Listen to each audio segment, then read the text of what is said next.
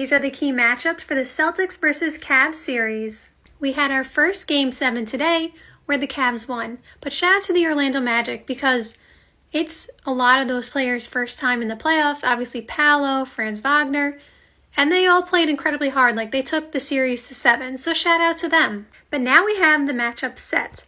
Every matchup is set for the second round, and we're going to discuss Cavs versus Celtics. And don't forget to purchase your NBA cheat sheet from my merch store. Okay, let's get back to the video. I think the number one key for this series, especially for the Cavs, is Evan Mobley. Evan Mobley is one of the top defenders in the league, and with the Celtics not having Porzingis, that definitely hurts their size advantage. Because Porzingis is 7'3", but he can shoot the 3 really well. Like, I don't know what he's shooting from 3 this year, but I know it's really good. He gave them an advantage that a lot of teams don't have because, again, 7'3" guy who could shoot threes but also can post up.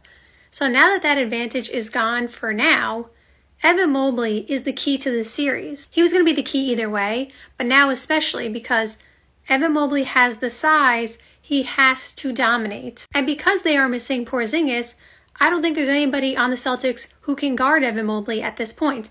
And not that Porzingis is a defensive player of the year or anything like that, but his defense definitely is a little bit underrated. And again, he has the size to match Evan Mobley.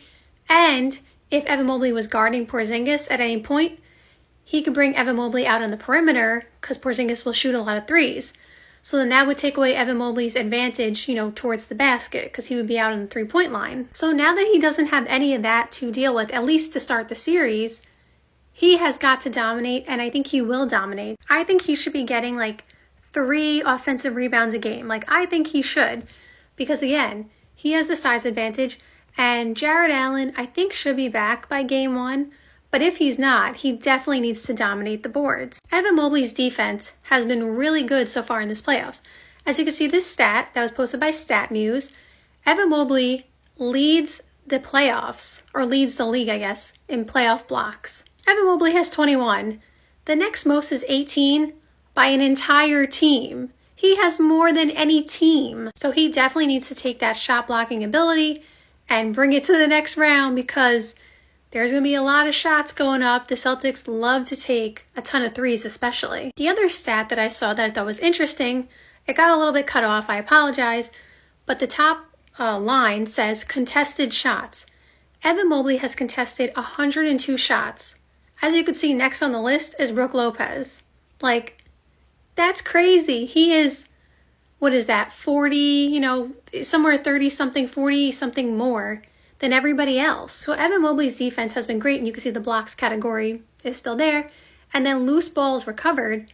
Evan Mobley is second on that list, only to Josh Hart. So if Evan Mobley can dive on the floor, get these loose balls, continue to block shots, and rebound the ball, and also be a 20-point per game scorer, again, we are asking a lot, especially out of a player who is still very young in his career. But I think he can do it. And if he does that, I think the Cavs have a shot to win. He will, again, be the key to the series. If he dominates this series, there's a chance the Cavs walk away victorious. Because we know Donovan Mitchell is going to, do Donovan Mitchell things. And again, Jarrett Allen, I think he might be back for Game 1, but we're not sure. But Jarrett Allen, I think, will, give his double-double every night. So then the X factor will be Evan Mobley. What does he do? And then for the Celtics, I think the X factor has to be Jrue Holiday. Now, Jrue Holiday, obviously his scoring is not as much as it was when he was on Milwaukee because Jason Tatum, Jaylen Brown, Porzingis, Derek White, there are a ton of other options. And he's okay with not being, a number 1 scoring option. But now with Porzingis out, I think the focal point is going to have to be on, can Jrue Holiday, and we've seen him obviously make shots, so that's not really the question, but can Jrue Holiday pick it up for the backcourt? I know that sounds weird because Derek White is, doing amazing things, so it's not like Derek White is slacking, but because they have the backcourt of Darius Garland and Donovan Mitchell, you expect them, to be great. And in order to neutralize that, I think Jrue Holiday is going to have to up his scoring and his shot attempts because they are going to put Evan Mobley, I think they're going to put Evan Mobley potentially on Jaylen Brown. They might put Isaac Okoro on Jaylen Brown, I guess, and then put Evan Mobley on Jason Tatum. we'll see who they, end up putting each player on. But I think the wing players, Jaylen Brown and Jason Tatum, are going to have clearly the two best defenders on them at all times. And while they are talented scorers and gifted and they can get their shot up whenever they want, when you have someone like Evan Mobley, who we just talked about what an amazing defender he is, and we saw what Isaac Okoro just did to Paolo Banchero in the second half of this game, they're going to have, a tough time. They're going to have really contested shots.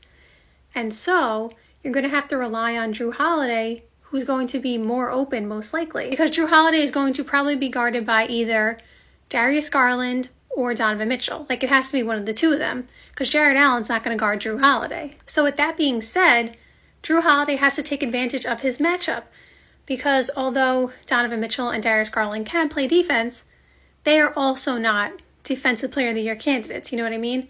So Jrue Holiday has to take advantage of his matchup and be able to score on whoever is guarding him. I also think the Cavs' ability to play defense as a team is going to really make it an interesting series for the Celtics. We all know the Celtics love to take a ton of threes.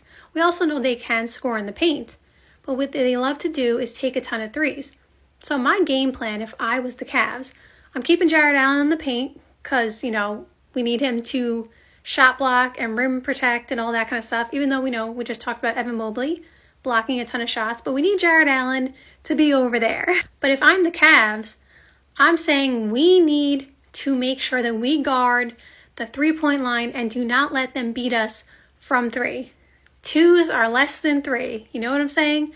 At the end of the day, it adds up. Now, that doesn't mean leave everybody wide open for jumpers and layups. Of course not. But I think their ability to rotate and cover when someone is inside the three-point line will be easier because there's less, ground to cover. There's less that they have to run. There's, outside the three-point line, there's a lot more space. You know what I'm saying? There's a lot more area to run around. And when you're inside the three-point line, there is less. So if they run them off the three-point line and then contest the two, I think you live with that. And then for the Celtics, I think you have to obviously neutralize Evan Mobley because he is their big competitive advantage at this point. So who are you going to throw at him to guard him? That's the question. Are you going to put Jrue Holiday on Evan Mobley? I know that sounds kind of silly, but Jrue Holiday is a Defensive Player of the Year candidate. Because I'm sure someone will say, well, you put Jason Tatum because he has the height. And Jason Tatum can play some defense. And while that may be true, and they may put him on him, you also don't want to tire out Jason Tatum if you need him to be the leading offensive scorer. Because handling Evan Mobley is a tough task. So I'm interested to see who the Celtics use to guard each player. I definitely see a world where it's Jason Tatum, and they just live with that because he has the height. But I don't know. I could see Jrue Holiday taking it for at least a portion of the time. Maybe they'll just switch it a lot. They'll just throw everybody at him. Jrue Holiday, Jason Tatum, Jaylen Brown, Derek White. But then you're leaving Donovan Mitchell open, and Donovan Mitchell can score with the best of them. So let me know in the comments down below who you think wins this series.